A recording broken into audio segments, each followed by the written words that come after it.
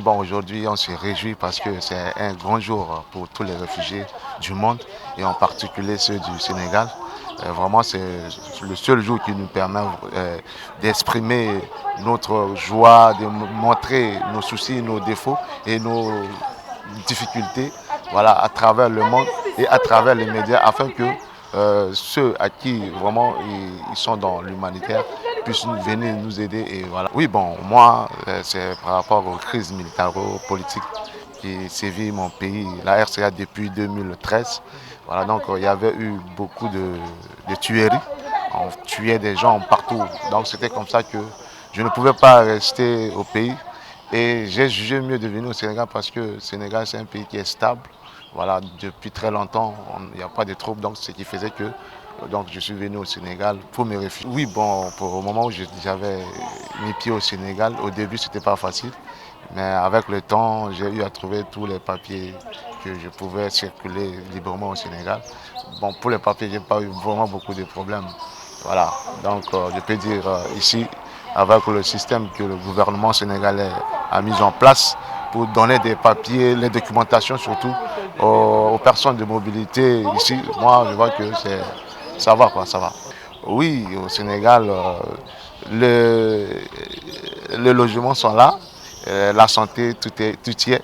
Mais nous, on se confronte juste à des difficultés financières. Parce qu'on sait qu'au Sénégal, la location coûte extrêmement cher. Et pour nous, les réfugiés, ce n'est pas facile. Donc, du coup, l'accès au logement, il y en a. Mais c'est juste que les difficultés financières qui fait que voilà, nous, on ne peut pas se loger dans de bonnes conditions. Oui, bon, mon dernier mot, c'est que pour l'instant, nous savons tous que le monde humanitaire traverse des moments très très difficiles et ce qui a impacté beaucoup sur la vie des réfugiés au Sénégal. Présentement, il y a eu suspension des assistances humanitaires à travers tous les réfugiés depuis le début de l'année 2025. Et cette situation a créé vraiment des précarités extrêmes dans la vie de pas mal de réfugiés. Donc ce qui a fait que pour l'instant, nous traversons, la majorité des réfugiés traversent des moments difficiles, des difficultés silencieuses. C'est-à-dire, il y a l'insécurité alimentaire, il y en a, et même pour trouver de l'emploi, ce n'est pas facile. Donc, toutes ces difficultés ont impacté beaucoup plus sur la vie des réfugiés. Et ce qui fait que nous, on est obligés d'aller chercher.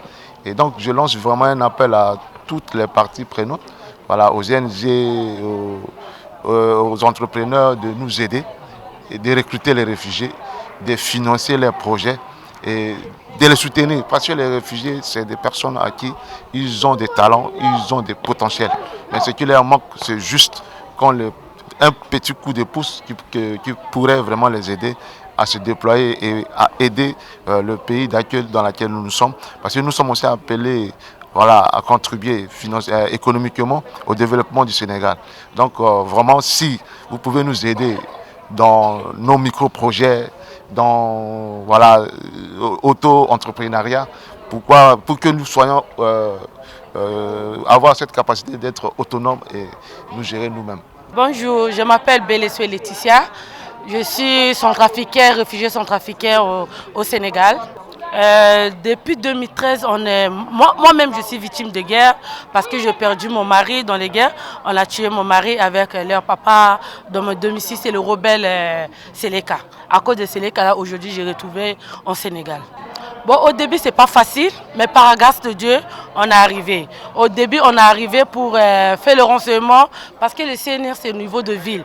Mais c'est pas facile pour demander. Parce que quand tu demandais les populations pour montrer, c'est pas facile et tout est caché. Mais par la grâce de Dieu, aujourd'hui, je l'ai restauré avec mes enfants. Aujourd'hui, mes enfants, il a devenu orphelinat parce qu'ils ont perdu leur papa dans les événements de guerre. C'est ça. C'est 2013. Au logement, avant, on a aidé, mais ça fait aujourd'hui 4 ans, on n'est pas accès avec aide. Il n'y a pas aide, il n'y a pas logement. Chacun a débrouillé ce qu'il veut. Maintenant, c'est dur. Maintenant, pour les... Bon, mon dernier mot, on a besoin d'aide. Parce qu'il y a beaucoup de réfugiés, il y a maman, il y a étudiants, il n'y a pas aide. Il n'y a pas social, il n'y a pas location. Tout ça, il y a beaucoup de mamans qui dorment la rue. Il n'y a pas de maison, il n'y a pas de soutien. Aujourd'hui, tous les réfugiés tchadiens, congolais, tout le monde est en train de souffrir à cause de l'aide. On a besoin de soutien, on a besoin d'éducation, on a besoin d'école, tout. On a besoin de toutes les choses, ce qu'on a manque. Bon, le message là, je vais lancer pour le RCA. Il faut, notre président de la République, répondre avec la population centrafricaine ici au Sénégal. On a besoin de leur soutien. Parce que présentement, nous, on a beaucoup de difficultés. Mais il faut le président retourner toujours en Centrafrique parce qu'on est là. On a besoin de retourner. On a besoin beaucoup de soutien pour le président République centrafricaine. Merci beaucoup. Monsieur Eba Emmanuel. Je suis du parti du anglophone Cameroun et je suis réfugié ici. Je suis sorti de mon pays à cause de la guerre qui est dans le parti anglophone, les discriminations qui se passent sur le parti. Bon, oui, parce que les démarches aussi, ça coûte aussi un peu cher, aussi financièrement. Parce qu'on a besoin de financement, on est sorti dans notre pays et on a laissé tout notre bien et on est venu ici sans bien. Donc c'est un peu difficile pour nous. Et on essaie de se battre pour s'en sortir. Mais on remercie aussi le peuple sénégalais avec beaucoup de solidarité et beaucoup d'accueil qui nous a accueillis ici. Oui, il y a GVF. Green Village et il y a Caritas, surtout ils nous soutiennent surtout pour la santé. Ils nous soutiennent. Pour mon pays, j'ai dit on a besoin de la paix et on a besoin de unité avec les anglophones et les francophones et non aux discriminations et démocratie 100%. Parce qu'on a aussi le problème de démocratie au Cameroun. Oui. Et pour le peuple sénégalais, je voulais les remercier pour les solidarités et les accueils de tous les réfugiés ici. Merci. Moi, je m'appelle Ogilène, Yaramondi Ogilène. Je suis centrafricaine. Mon pays a eu des mésincompréhensions, il y a des mésententes, il y a des violences. C'est horrible. C'est pourquoi j'ai quitté pour me joindre. Le peuple, vraiment, ce sont des peuples sénégalais. Ils sont vraiment honnêtes et puis ils sont bien organisés. Par contre, chez nous, ce n'est pas bien organisé.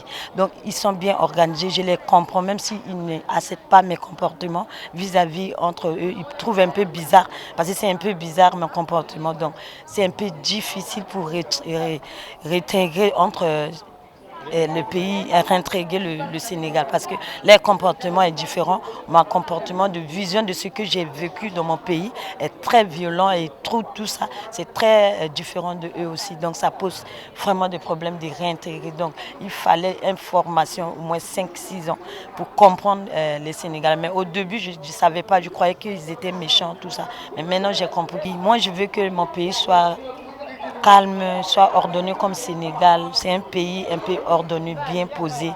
Donc je veux qu'on soit comme ça pour que notre pays avance, pour ne pas qu'on fuit, on souffre dans d'autres pays.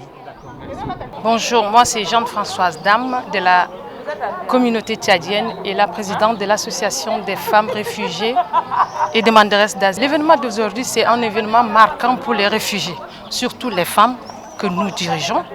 Nous, aujourd'hui, c'est une journée où on doit s'épanouir, être dans la joie et tendre la main à toutes les femmes réfugiées du Sénégal. En fait, j'ai quitté mon pays en 2008 à cause de la guerre du 2 février. Donc, on ne peut pas quitter son pays sans rien, c'était dû à la guerre. C'est pourquoi je me suis retrouvée ici au Sénégal. Au début, ce n'est pas facile, ça n'a pas été facile.